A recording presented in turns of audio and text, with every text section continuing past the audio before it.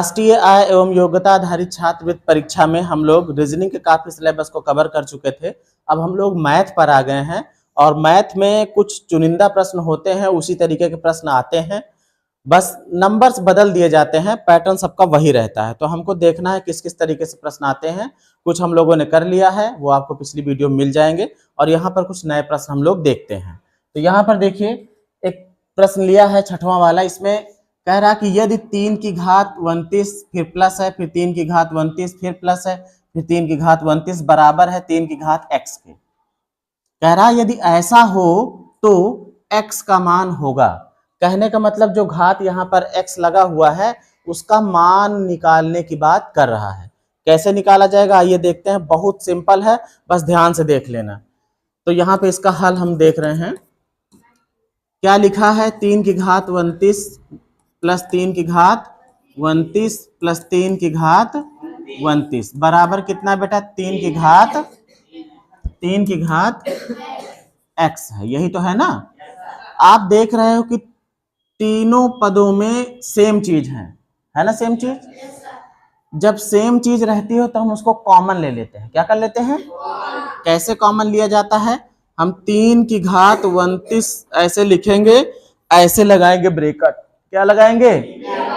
Bracket. जो चीज common ली जाती है समझो उसी से इन सब में हो जाएगा भाग। क्या हो जाएगा? भाग। अगर इस 3 की घात 29 से तुम 3 की घात 29 को भाग देते तो एक बार में कट जाता ना। जैसे समझ लो 3 को तुम 3 से भाग दे रहे हो, है ना, तो एक बार में कटता, तो जितना बचता उसको यहां लिखा जाता है। फिर प्लस लगा है, प्लस लगा दिया। फिर 3 की घात 29 ही तो कॉमन लियो हो ना, उसी से इसमें भी भाग लगेगा तो यहां भी क्या मिलेगा? 1 मिलेगा। फिर प्लस लगा है, प्लस लगा दो, इसको भी जब भाग दोगे तो क्या मिलेगा? 1 मिलेगा। ब्रैकेट हो गया बंद। इन तीनों में से 3 की घात 29 हमारा कॉमन हो गया। जो उभयनिष्ठ था उसको बाहर निकाल लिया। आगे इधर बराबर के इस पार क्या है? 3 की घात x है। अब बेटा क्या करोगे? देखो ब्रैकेट के अंदर जो है 1 1 1 तीनों जुड़ जाएंगे प्लस में, है ना। तो ये क्या बन जाएगा? 3 की घात 29 है। अब ब्रैकेट के अंदर क्या हो गया? जुड़ करके भाई 3 हो गया। क्या हो गया? बराबर के उधर क्या है? 3 की घात x है। अब देखो ब्रैकेट का मतलब भी गुणा होता है। क्या होता है? तो मतलब 3 की घात 29 ये समझो गुणा 3 हो गया। इसकी घात 29 है और इसकी घात कितनी है? 1 होती है, छुपी होती है। आपने फॉर्मूला पढ़ा होगा a की घात m गुणे a की घात n बराबर हो जाता है a की घात m प्लस n। याद आया? मतलब जब आधार समान हो और गुणा होता है तो घातें क्या होती हैं? जुड़ जाती हैं। क्या होती हैं? जुड़ जाती हैं। मतलब ये दोनों घातें जुड़ जाएंगी तो हो जाएगा 3 की घात कितना? 30, और उधर कितना है? 3 की घात x है। अब देखो जब बराबर का निशान लगा है तो ये बताता है कि जितना उधर है उतना उधर है। बराबर लग गया तो बताता है जितना इधर है उतना उधर है। अगर आधार में 3 है तो इसके भी तो आधार में 3 है। जब आधार 3 दोनों का है तो जब बराबर लगा है तो घात भी दोनों की बराबर होनी चाहिए। भाई जब ये नीचे का जो आधार है ये दोनों का 3 ही है तो ये दोनों साइड वाले तभी बराबर हो सकते हैं जब घात भी दोनों की बराबर हो। तो क्या करेंगे? घातों की तुलना करा लिए। घातों की तुलना करा लो। जब तुलना करा रहे हैं तो क्या मिल रहा है कि इधर घात x है, इधर घात क्या है? 30 है। मतलब ये हुआ कि x बराबर मिल गया किसके? 30 के। किसके मिल गया? 30 के। विकल्प हमारा सही हो गया कौन सा? दूसरा। हमेशा ध्यान रखना जब बराबर का निशान लगा हो इधर आधार जितना हो उतना ही आधार इधर भी हो।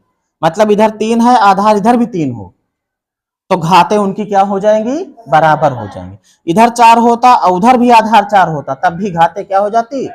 लेकिन अगर इधर 4 हो उधर 3 हो तो फिर बराबर नहीं होगी। अब ऐसा एक सवाल देखो, ये भी बहुत बेहतरीन सा सवाल है। ऐसा सवाल देख के ही छोड़ देने का मन करता है ना। सोचने में कि देखो इतनी बड़ी बड़ी भिन्न लिखी है, लेकिन इतना आसान है कि इस वाले से भी ये आसान है। कैसे है देखो। पहले जो लिखा है उसको यहाँ पे लिख लेते हैं। हल लिखा है 1 - 1/2 फिर 1 - 1/3 3, फिर 1 माइनस 1/4, फिर dot dot dot dot dot, मतलब ऐसे ही प्रक्रिया चलेगी। कहां तक चलेगी? 1 माइनस 1/40 तक, इतना तक चलेगी। मतलब जहां बिंदी बिंदी है वहां हम ऐसे ही बढ़ाते जाएंगे। अगला अंक क्या होता हमारा? 1 माइनस 1/5 होता। उसके बाद फिर क्या होता? 1 माइनस 1/6 होता। तो अब देखो इसको कैसे करना है, थोड़ा सा हल करो। देखो अगर इसको इसमें करते 2 1 कम 2, भाई फिर इसको हल करो, एक को 2 1 कम 2, 2 माइनस 1, कितना मिला? 1 मिला ना। तो मिला कुल मिला के 1/2 है ना। अब ब्रैकेट है मतलब समझो गुणा है। क्या है?